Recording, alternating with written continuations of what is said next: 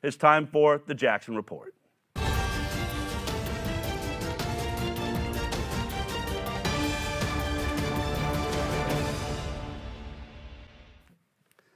All right, Jeffrey, I think I've got my air back in me. I can't believe it when I see people wearing like multiple masks like they do.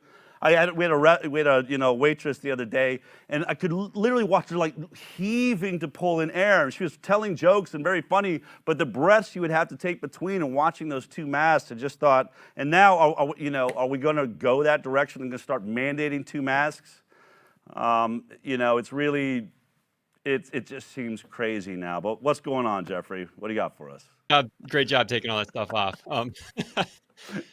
So, hi, Del. How are you? And how did we get here? We followed the science apparently, and this is where it's led us. And this is why we've been reporting on this for over a year now. And there's a video that just came out. Dr. Fauci is talking about, he's back in the spotlight, talking about the science and how he's going to approach it, because he's kind of back in the saddle again. So let's take a look at what that looks like. All right. One of the new things in this administration is if you don't know the answer, don't guess. Just say you don't know the answer. I can tell you my impression of what's going on right now. The team, I don't know if I can extrapolate other things, but one of the things that was very clear as recently as about 15 minutes ago, when I was with the president, is that one of the things that we're going to do is to be completely transparent, open, and honest. If things go wrong, not point fingers, but to correct them, and to make everything we do be based on science and evidence. Based on science and evidence. I don't know. For the first time, I've watched that clip a few times. Did you see the sign language, person as she's going through it? And I always think when you watch these, you should just watch the sign language because they're much better expressing of what's actually being said. This is what the science looks like at the CDC right now. Oh my God. Oh yeah. Did you know that? Oh my God. Oh really? No. What is 5 masks? Okay. Yeah, I tried it. It worked, but not very well. Threw it away. But hey. All right, Jeffrey, so the science. We're going to focus on the science. We weren't doing that before. The whole last year while I was running the show at the White House, we weren't focused on science, but now we are. Okay, well, then when he says that, what type of science are we talking about? Well, let's look at that science here. Okay, Right. So you only have to go back less than a month, actually 27 days to January 1st. And this is the New York Times. So the New York Times is talking about Britain and what they were doing. And in the UK, they talked about mixing and matching. So Britain opens door to mix and match vaccination, worrying experts. Now, at that time, the narrative says in this article, some scientists say Britain is gambling with its new guidance. Quote, there are no data on this idea whatsoever, said John Moore, a vaccine expert at Cornell University. Officials in Britain, quote, seem to have abandoned science completely now and are just trying to guess their way out of a mess. At that time, that was January 1st. We reported on that too, right? I mean, we were talking about that. We brought this story out. It's a crazy idea that you can just take two foreign products to each other and say, yeah, if we're out of the one, just go grab the other one. All right, continue. Yes. Absolutely. And that was not tested. So Pfizer Moderna did not test that in their emergency use authorization data. So when the UK did that, FDA came out and warned against it just 4 days later because it was grabbing international headlines. So when the FDA came out, it warned against the plan and said it was going to be a significant risk to public health. This is CNBC. FDA warns UK plan to delay second dose of Pfizer vaccine could create significant risk. It says suggesting changes to the FDA authorized dosing or schedules of these vaccines is premature and not rooted solidly in the available evidence, the U.S. agency said in its statement. Without appropriate data supporting such changes in vaccine administration, we run a significant risk of placing public health at risk. Whoa. And that makes it, in fact, beyond the science, that makes common sense. Just as, in the beginning we talked about two masks, it's common sense that you wouldn't mix two products that way.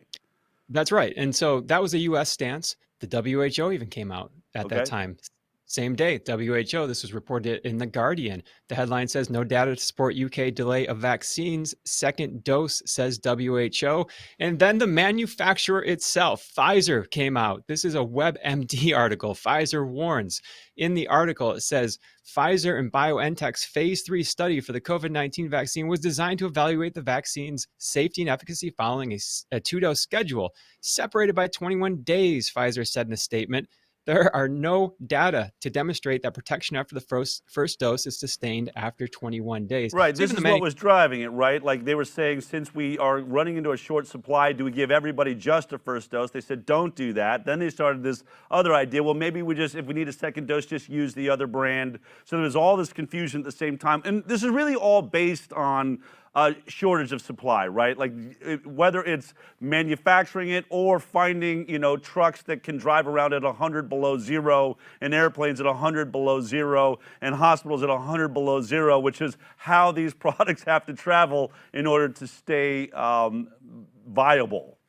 Right, absolutely. And then we have Fauci coming out himself at that time. This was also on January 1st. This was a New York Times headline. Okay.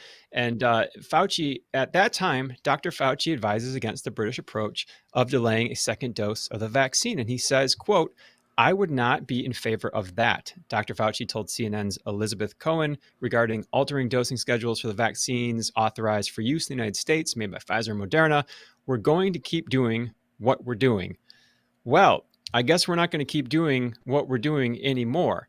Last Thursday, the CDC changed its guidance, and on Friday, all of the major corporate media headlines picked that up. And for people listening, Friday is a great day to put a story in there if you want to bury it going into the weekend news cycle, because not many people look at that. But we're going to grab it here.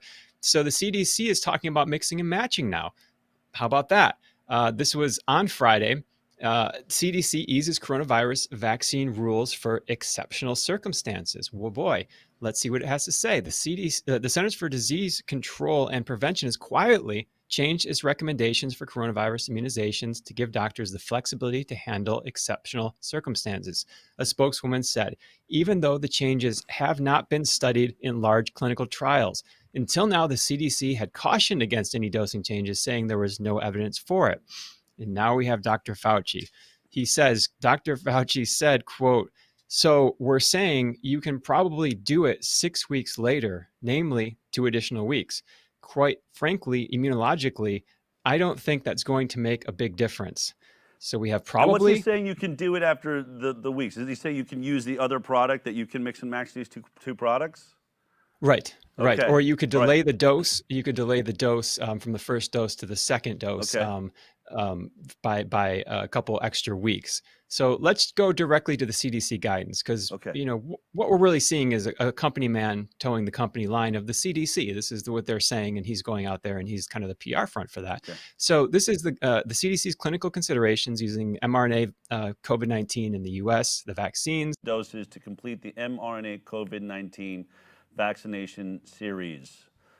All right, we got Jeffrey back. I guess he just clipped out there. I just finished up that statement, Jeffrey. I mean, it's a total and complete about face, and there's no trials that led us to this, right? They didn't go back and switch some people around and see what happens to them, because this conversation's literally been within like, what, a 2 or 3 week span. Right.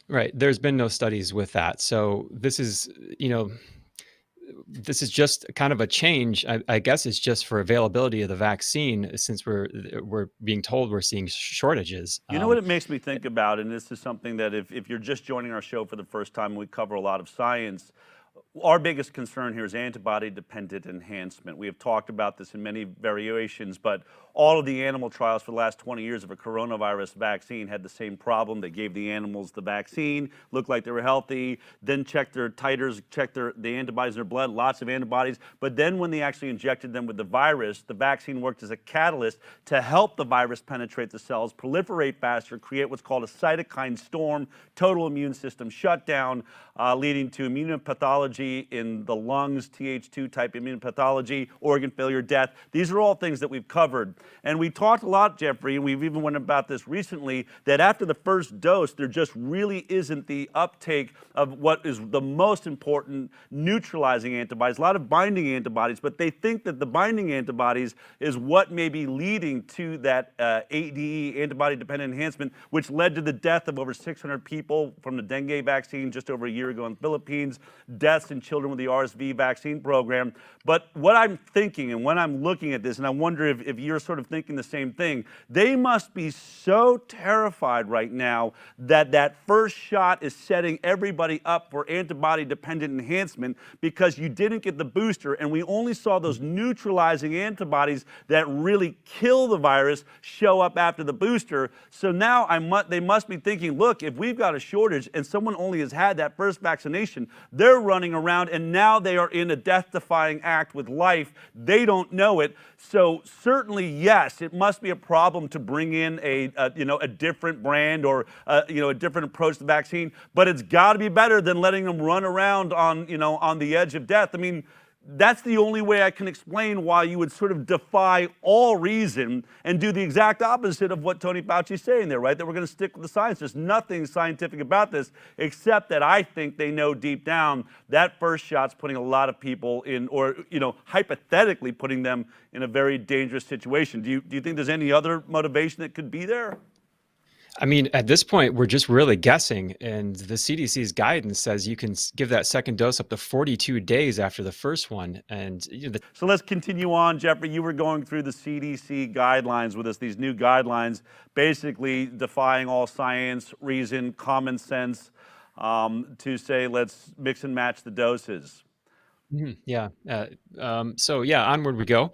And the dosing from the CDC basically says if it's not feasible, you can delay that second dose up to 42 days. Now, Right. What I was about to say before we got cut off was Pfizer's vaccine in their testing, in their clinical trials, they gave the second dose at 21 days. And if you recall, their warning was, we haven't tested that antibody response after 21 days. We don't know what's going to happen there. So Right. Moderna's was a month, 28 days, but they're saying now the CDC, if it's not feasible to give these things right in those time windows, you can bring it up to about, as Fauci says, 6 weeks, but it says 42 days in the CDC guidance. So Yeah. it's really anybody's guess what we're talking about here. And there's the quote right there. It's basically saying it in black and white.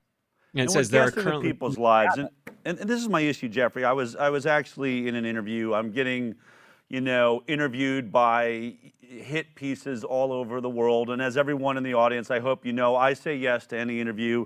I'm here. They're attacking me. You're spreading misinformation. You're telling people that the safety trials weren't long enough to establish safety, but all of the body of science say that they're safe. And I'm like, no, not. The body of science is not saying they're safe. In fact, the FDA didn't say it's safe. It says we're going to give you an emergency use authorization, a lot like a right to try if you're crazy enough or if you seriously want to be like a trial participant. But all of these issues, right? The shortages, can we use 2 different ones? Can we extend for 24 days? That's supposed to happen with a select group of people that purposefully and knowingly entered into a trial and probably even got, hopefully, paid for that trial. To be doing this with our public by the millions, playing games, guessing, I mean, it is so shocking to me. It is so incredibly shocking. And then to hear from the mouth of our leader of medicine here in America saying, we're going to be sticking to the science, my God. If this is the state of science, we are in serious, serious trouble. Right. And let's go from the probablys, the we believes, and the maybes to something that we do know. Apparently, there are variants, and this was shown this past December in the UK. We have several variants now. We have the UK variant. That was a new variant that led to the lockdown there. We have a California variant we're seeing headlines about that was specific to that region. That's one of the first homegrown, as they put it, right? One of the first ones we know definitely mutated right here in the United States coming out of California. Yep. Yes, correct. Correct. We have one coming from Brazil, apparently, as we're being told. And then there's one in South Africa, and this one seems to be the one that's concerning a lot of people. And the South African one, this was Fox News, South African coronavirus variant may lower vaccine efficacy, escapes plasma therapy, says scientists. Now, this says in the article that the 501Y point V2 variant involves 9 mutations on the virus spike virus spike, which the virus uses to infect cells. This worries scientists because recently developed vaccines and therapeutics target the proteins, raising worries that changes could impact the efficacy of treatments and vaccines. Now, it goes on to say researchers said the data emphasizes the risk of reinfection and may foreshadow reduced efficacy of current spike-based vaccines. Now, we're hearing how much reduction. Several fold decrease in reduction. And that's just out the gates right now from the early data. One of the articles, this was apparently Moderna's early data on this, gave it a 6-fold less decrease. So the South African variant results in a 6-fold reduction in antibodies when confronted with an immune system that has received the Moderna vaccine. And then scientists, partly what's from with the fold thing? Can't they just say percentage, or you know what I mean? If we're at 90%, we're at 20%. We still stick with 4 years ago. Can we just get to a language the rest of us are using? Right? Is a fold of times? I mean, these types of things get so annoying. It's only our lives on the line. I mean, who cares? It's sixfold. It's sixfold. I don't know. But anyway, I digress. I have a couple more folds for you, so hang in there. Yeah. Now, these are scientists out of Rockefeller University, and this was a recent study looking at 20 patients, and they took the blood from the recovered patients who they tested their antibodies, and they tested those antibodies and the virus mutations in a lab.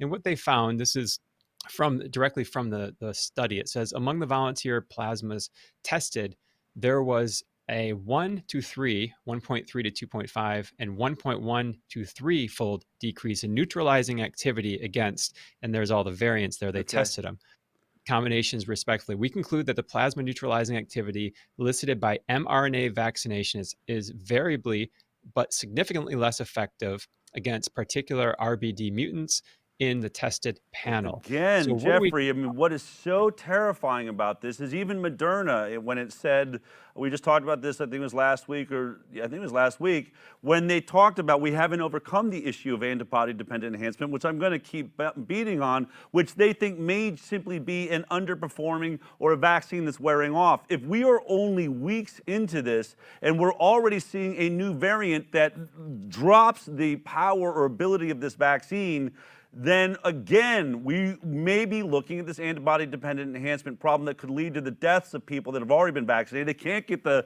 vaccine out of themselves. And you know what's really striking to me, Jeffrey, is one of the things as I've talked to scientists around the world, they keep saying, though the coronavirus is a very unstable virus, meaning it is mutating all the time, the reason they selected the spike protein is because the spike protein is stable, right? It's stable, and yet here we're hearing in this South African variant that it's the spike protein that is actually experiencing the mutations right now, which means that whatever scientists have told me that weren't actually correct. Right. And well, the answer appears to be science is now going to chase these mutations, which seems almost like somewhat of a futile effort. But this is what we're looking at now. So let's take a look at this clip. This is Moderna's answer to these variants as it stands today. Okay. And the virus isn't going to stand still. Still concerned about these new variants, which are more transmissible. Moderna is staying ahead of the game. It's important that we remain vigilant and develop potential tools and countermeasures. The best defense is to vaccinate the population to stop the spread and mutation of the virus. Moderna announcing that it is working on a booster shot after finding that their vaccine appears to be less effective in countering the South Africa variant. As a precaution, Moderna says it is now developing a booster vaccine, a third shot to target those variants and future mutations. The booster shot that they're developing is just to be safe. We may not necessarily need that, but they're trying to be prepared for what's to come. Moderna wants to always stay at the forefront of the fight against COVID-19. We just wanted to be cautious, not for now, but for the future. Oh man, I mean, as I think about the opening to this show, 99.6% of us, at the very worst, maybe 99.74% of us are only going to have a common cold from this. Yet, how many of us are throwing ourselves into this circus of medicine where they are guessing and jabbing? And you've got the head of Pfizer saying, we want to stay ahead of it. Of course you do, because you're going to charge for another vaccine. You just turned $35 billion profit into $50 billion profit while people, are risking their lives with this experiment. For what? For the 0.4%? They're the only ones that need it, and they're probably the only ones that can't take it, given the deaths we're seeing in nursing homes with everybody receiving the vaccine. Right. And that last part of that clip was Stefan Bancel. He was the CEO of Moderna. He's a newly minted billionaire from this coronavirus response, I guess we're going to call it. So, Yeah. of course, he wants to stay out of it for that respect. But that's what the headlines are showing. So Moderna is developing a booster shot. This is a third vaccine. And like they said, they're hoping this would take care of all the variants. But, what happens when another variant comes from another place? I mean, how does that work if this one targeting the South African variant? And Exactly right. I mean, we're talking about 3 vaccines, and we're only a couple of months, 1 month, I think, into this vaccine program. And now, as it turns out, we're going to have to make another vaccine for you because the last one isn't holding up. And I think about it, it was crazy. I landed in an airplane coming back from, I was doing some work with legislators up in North Dakota the other day, and as I was landing, apparently there was 2 nurses that knew each other right next to me, and one was older and said to the other one, I get to get my second COVID-19 vaccine tomorrow. And the one said, oh, me too, she said, but I'm waiting till tomorrow night because, I've heard that second one is really a doozy. Oh yeah, I heard that too. She's like, the first one really made me nauseous. I thought I was going to throw up, but then eventually it went away. But I've taken the day after off because, I hear that you're out for at least a day or two. And then the person in front of me gets up over the back of the seat and says, my husband and I had COVID-19, and my husband, he's a firefighter, he had to get the vaccinations. He said the vaccine was way worse than suffering the disease itself. And they're like, oh. And I think about, they're all preparing for, what apparently is a sickness, and we've reported on this. People getting so sick, going to hospitals. We're watching the deaths in the headlines. We're watching nurses collapse on the floor. We're hearing, we've shown the shaking and all of the spasms and issues that are taking place. And I just think, and that's 2. What happens? Look at that. I mean, if you're watching your Facebook, it's a horror show. And most of those were 1 shot. We're just about to start seeing all the results of 2 shots. Now what happens is if it's 3 shots, and we're only a month in, I would guess 2-3 months down the road, we could be 4 or 5 shots in. What we do know clearly, Jeffrey, is anybody getting involved in this vaccine program, you must expect that you are going to be getting vaccinated with coronavirus vaccines all the freaking time. All the time. This thing looks worse than the flu shot. Everybody already has to get the flu shot every year, and the flu shot hasn't been doing well because people are saying, you know what, that thing made me more sick, and I had never had the flu until I got the damn shot. And then the idea that you have to get it over and over again, and this thing is an absolute disaster on every front. It doesn't appear to be working. They're all saying we can't stop transmission. We were not sure that we'll be able to stop transmission. We're not sure that it stops infection. People are getting sick. It looks like people are dying, even though medicine is doing everything it can to say, no, it couldn't possibly be connected because vaccines are the greatest cause of coincidence in the world. But now 3, 4 vaccines? I mean, how many people will line up to get that booster, I wonder, after getting sick as a dog for 2 or 3 days and then reading that the other 99.6% of us only had the sniffles when we got it? You're making yourself deadly sick for 2 or 3 days. Some of you are dying, but the rest of us, 99.6% of us, are like, gee, that sounds horrible. I had a cold, just like the firefighter said. This vaccine is way worse than a disease. And it looks like this is the direction they're going. So it's not just Moderna. So Pfizer quickly came out right after Moderna made those headlines and said that they're gonna follow up with their version of a booster shot. So Pfizer follows Moderna in developing vaccine booster shot for COVID variants. Now let's talk about timelines. In the article, it says pending testing and any regulatory roadblocks. Let's get those regulatory roadblocks out of the way. Yep, they're just going to be there to slow things down. Potential booster shots could be ready for the public within months. So then they start talking about now that the talking point now is how fast can we get these things into people's arms? When are they going to be coming? So these are the headlines that we're seeing. It says, how long will it take to get vaccine boosters for new strains of COVID-19?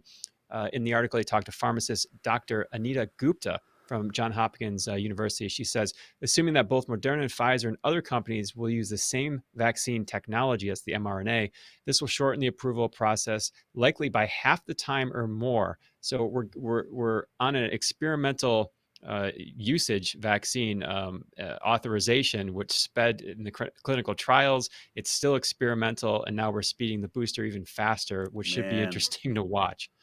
What a mess.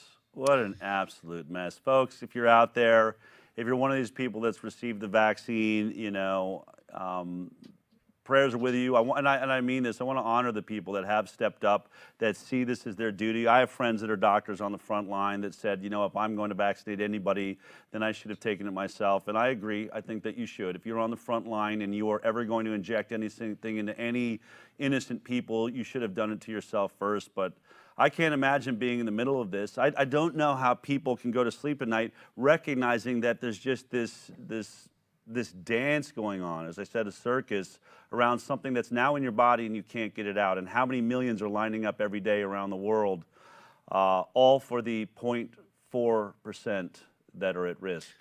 Amazing. Right. And, you know, it's moving into this next final segment here. It's not about finger pointing. It's not about who is wrong, who is right. It's about collaboration, right? This is what we're being told. It's about the science, and no one person is an island upon themselves. That's what we're being told, and maybe that might not be the case. Take a look at this. Saw the president presenting graphs that I never made. So I know that someone out there or someone inside was creating a parallel set of data and graphics that were shown to the president. Who was doing that? Apparently Scott Atlas brought in parallel data streams. I'm shocked to hear anyone that thinks that they own a monopoly or should be the sole purveyor of information to the president. Here you have somebody who's a government bureaucrat for 30 years who's pontificating in front of 10 to 30 people in meetings multiple times a week, none of whom know a thing about medicine or science for 8 months. And then I come in August and I say, well, what about this? What about these papers? What about this data? And then we have input from people, the best epidemiologists in the world, from Stanford and Harvard, all over the country trying to help, which is appropriate for a crisis like this.